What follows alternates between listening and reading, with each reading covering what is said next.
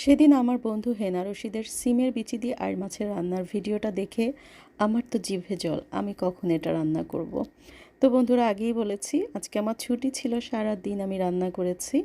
তো আমি অন্য রান্নার সাথে সিমের বিচি দিয়ে, আমার মৃগেল মাছ ছিল, আমি সেটাই রান্না করলাম।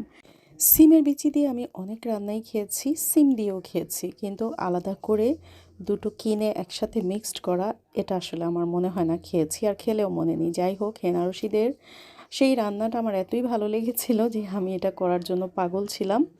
তো আজকে আমি করলাম। আর কিভাবে করলাম এই রান্নাটা সেটাই শেয়ার করছি। প্রথমে মৃগেল মাছটাকে হালকা ভেজে নিয়েছি। এরপর তেলের ভেতরে পেঁয়াজ এবং কাঁচামরিচ দিয়ে কিছুটা আস্ত জিরা ছেড়ে দিয়েছি। আস্ত জিরার ফোড়নটা গরম তেলে দেবার দরকার ছিল, কিন্তু আমি শুরুতে সেটা ভুলে গিয়েছিলাম, সেজন্য আমি পরে দিচ্ছি। এবারে আমি গরম মশলার গুঁড়োগুলোকে এক এক করে সব দিয়ে দিলাম এবং ভালো করে নেড়ে ভুনা করে নিলাম। কিছু সময় ভুনা করে সিমের বিচিগুলোকে সব একসাথে দিয়ে দিলাম। মশলায় সিমের বিচিটাকে কিছুক্ষণ কষিয়ে আমি সিমগুলোকে দিয়ে দিলাম। সিমগুলো অবশ্য আমার ডিপে রাখা ছিল, হাফ সেদ্ধ করা, সেজন্য আমি সিমগুলোকে একটু পরে দিয়েছি।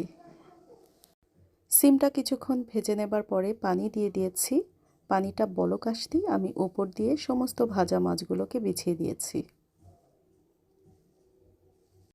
এবারে আস্তে আস্তে রান্না কিছুক্ষণ হতে থাকলো। এরপরে আমি মাছগুলোকে উল্টে দিয়েছি। মাছ উল্টানোর পরে আরও কিছুক্ষণ চুলায় রাখলাম, তারপরে আমার রান্না শেষ।